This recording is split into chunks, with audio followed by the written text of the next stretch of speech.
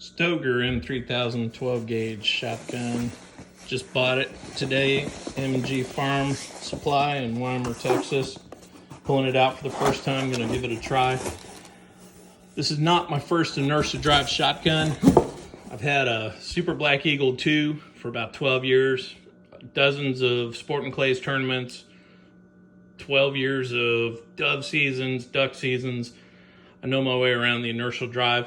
Bought this for a 14-year-old and see how it does. We're gonna get it out. We're gonna oil it up, clean it up, check it out, run a box of heavy shells through it and see how it does with the light field loads. Read a lot of stuff about how maybe they don't cycle the 1 ounce field loads.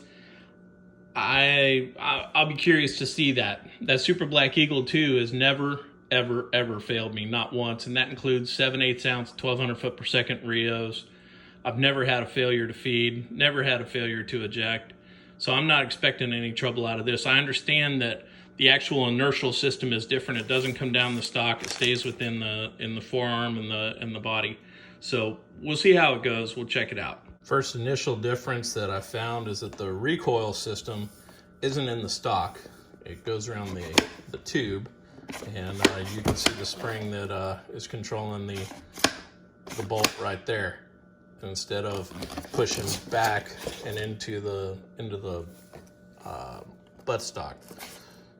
That's the first thing that I've noticed is different. Otherwise, fit and finish, everything looks pretty good. Got a little bit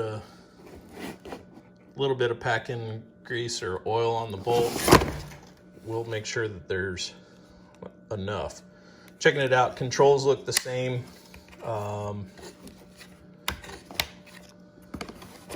Bolt looks kind of similar.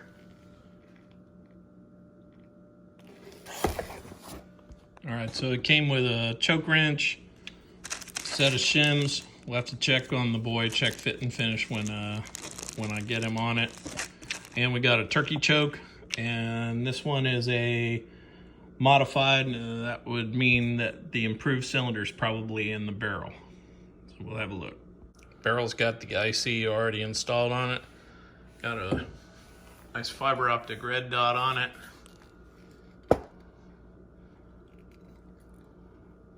And then not the same as the Super Black Eagle. There's no mid bead on it, but at this price, I'm not really that upset about it. Again, fit and finish looks pretty good. The finish looks nice. So we'll continue and we'll put it together. Action's actually pretty well oiled up from the factory. I don't know if that's coming through on the video. I'm gonna pull the bolt out and see if it needs any oil. If not, I'm gonna run it like it is and check it out. Bolt handle came off remarkably easily for brand new. A lot of the Turkish guns I've shot in the past, some of the clearances were pretty tight, and I had to fight with things. This one I just had to hold the bolt open just a little bit and then give it a good pull, and it came out smooth. Looks a little dry, so we'll give it a little bit of juice. All right, here we are, fully assembled.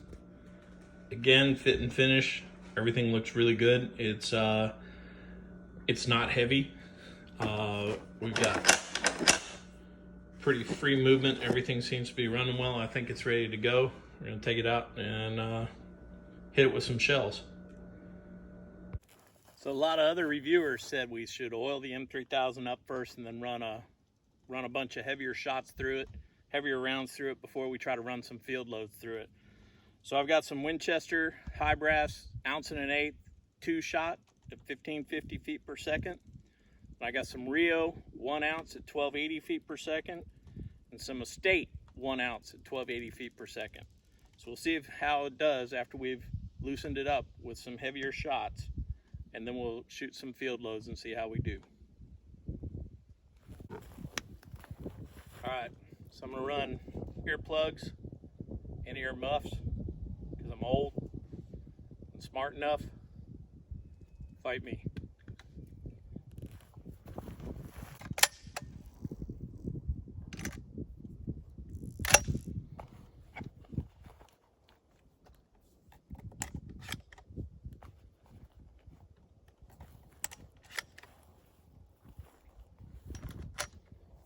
Stoeger M3000 Winchester 2-shot 3-inch 1550 ounce and an eighth.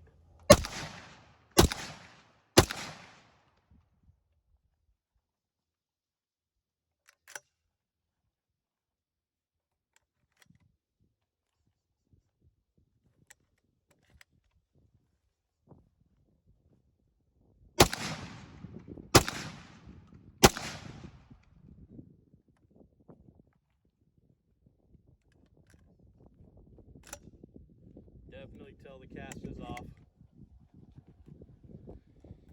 I'll need to shim this for me, but it's not really for me, it's for a 14-year-old boy. So we'll be testing it on him and see where we need to shim, cast it, drop it as needed.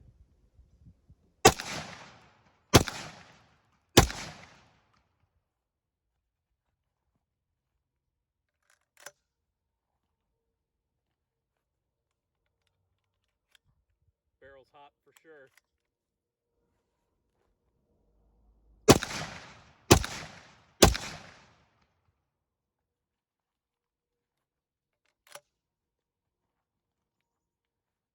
Shell ejection pretty consistent all around right over there. I'll get a video of that in a minute.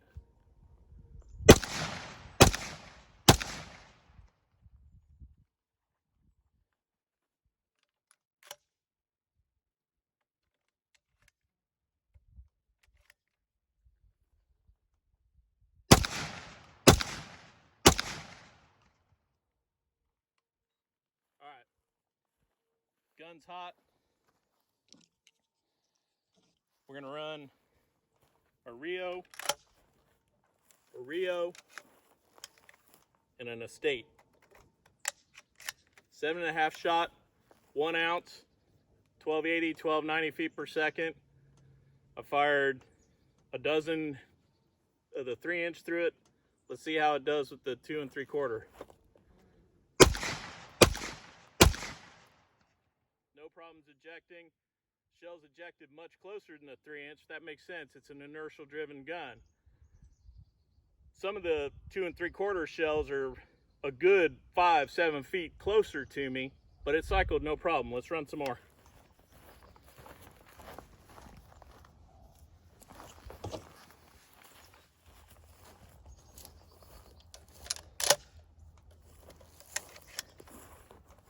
All right, I got 2 Estates and a Rio in here.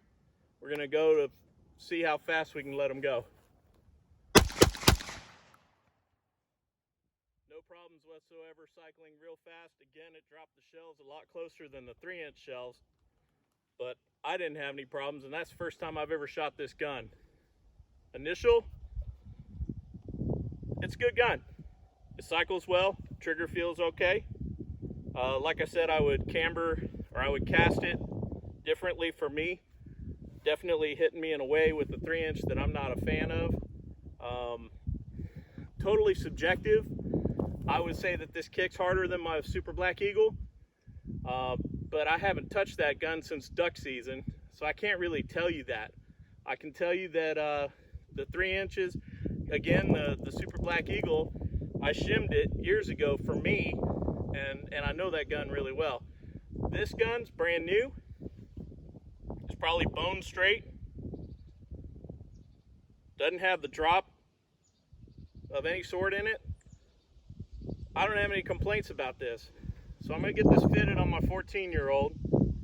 We'll play around with that a little bit, and then we're gonna have him shooting 1 ounce here in dove season in about 2 weeks. And I really don't anticipate any problems based on what I just saw. Stoeger M3000, new out of the box. Bought in Weimar, Texas, about an hour and a half ago. Works for me. Give you a little bit of an idea. This is where I was shooting from. Here you can see the 2 3/4 shells closer to me.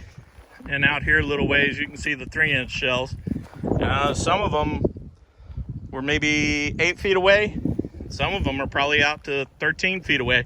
I gotta tell you, I think the first rounds I shot came out the furthest, which is bizarre, and I can't really think of a reason why that would be the case.